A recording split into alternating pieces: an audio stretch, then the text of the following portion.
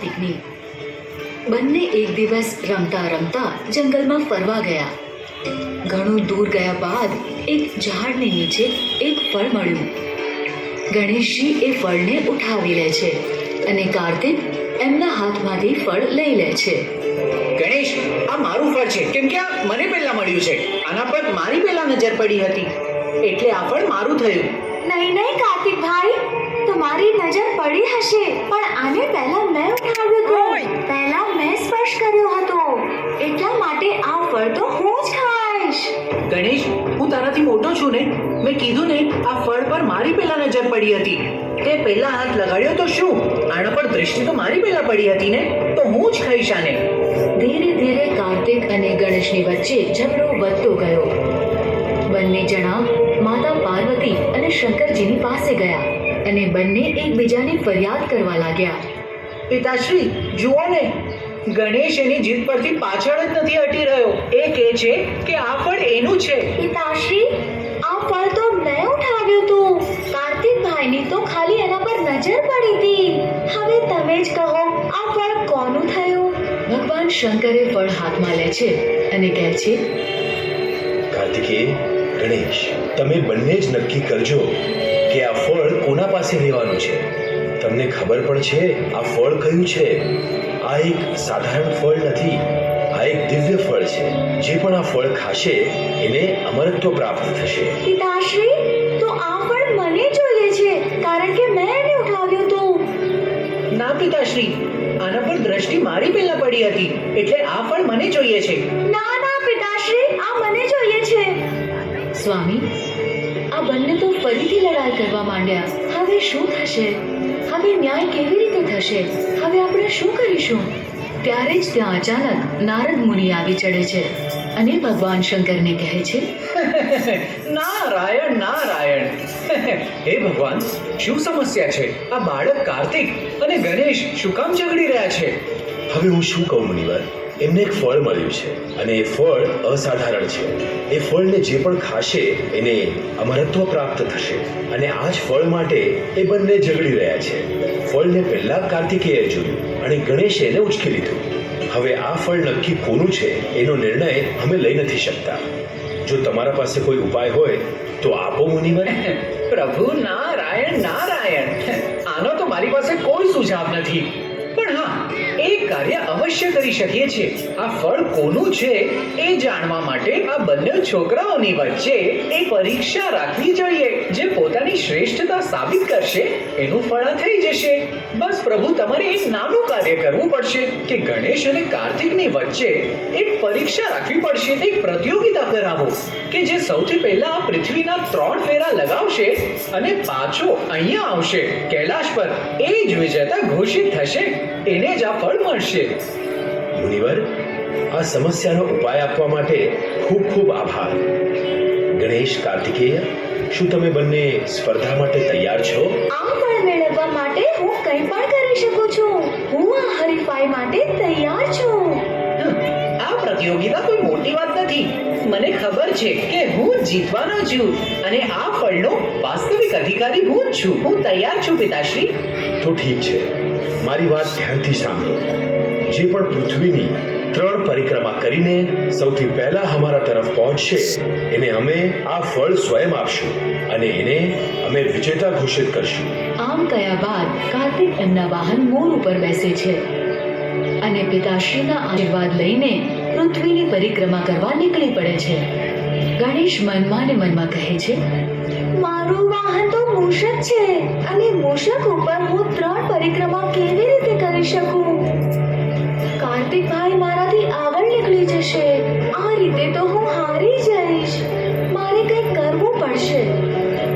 ગણેશ, કાર્તિકેય તો મોર પર બેસીને નીકળી ગયો. તું શું વિચાર કરે છે? તારે પૃથ્વીની પરિક્રમા નથી કરવી? શું તારે આ સ્પર્ધા નથી જીતવી? તારું વાહન લે અને કાર્ય શરૂ કર. ભગવાન શંકરની આ વાત સાંભળીને ગણેશ કહે છે, બિલકુલ પિતાશ્રી, હું હમણાં જ પરિક્રમા પૂરી કરીને આવું છું. ગણેશ બંને હાથ જોડીને શંકર અને પાર્વતીની પરિક્રમા કરવા માંડે છે. નારાયણ નારાયણ. ભગવાન, ગણેશજી તો માતા પાર્વતી અને તમારી ઈર્દ ગીર્દ ફરી રહ્યા છે પ્રભુ. બાળ ગણેશ માતા પાર્વતી અને શંકર ભગવાનના 1, 2 અને 3 એમ પરિક્રમા કરે છે અને આવીને ભગવાન શંકરની સામે ઊભા રહે છે. આ શું છે ગણેશ? તે મારા આદેશનું પાલન નથી કર્યું? આ રીતે તો તું પરાજિત થશે ને? આ સ્પર્ધા માટે પૃથ્વીની 3 પરિક્રમા પૂરી કરવા માટે તારો ભાઈ કાર્તિકેય તો ક્યારનો નીકળી ગયો, પણ તું અહીંયા જ છે અને અમારા બંનેની પરિક્રમા કરી રહ્યો છે. આ શું ચાલી રહ્યું છે ગણેશ? ગણેશજી, આ શું કરી રહ્યા છો તમે?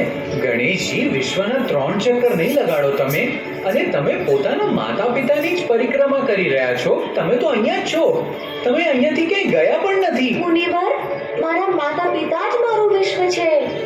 એમનામાં જ મારું વિશ્વ છે. એમના ચરણોમાં મારું વિશ્વ છે.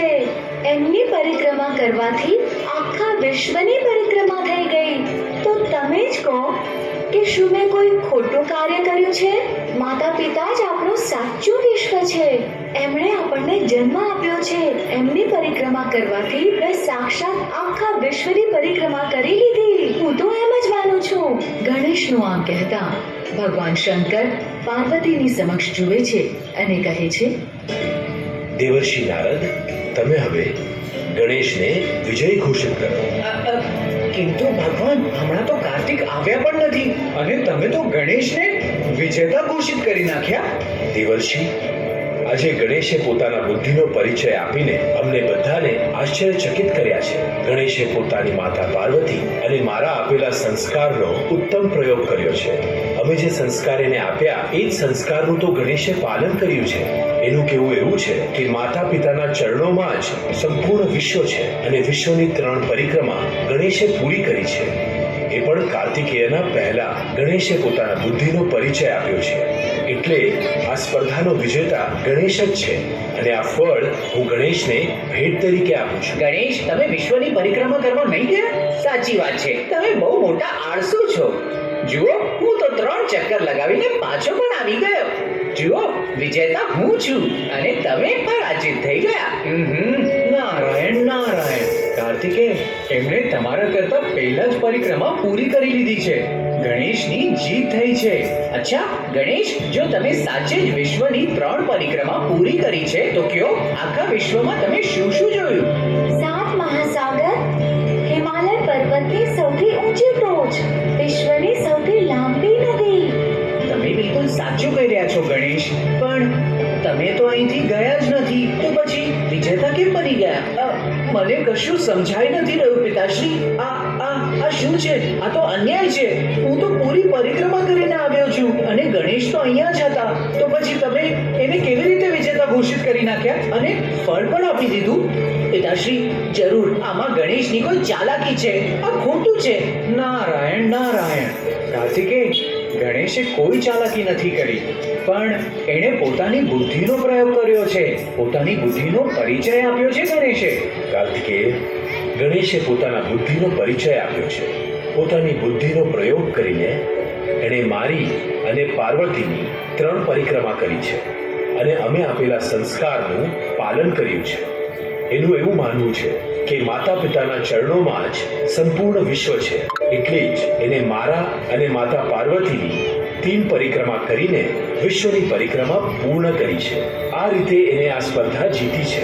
એટલે જ આ સ્પર્ધાનો વિજેતા ગણેશ જ છે. કાર્તિકેય, ભગવાન શંકરની આ વાત સાંભળીને કાર્તિક ગુસ્સે થઈ જાય છે અને કૈલાસ પર્વત છોડીને ત્યાંથી નીકળી જાય છે.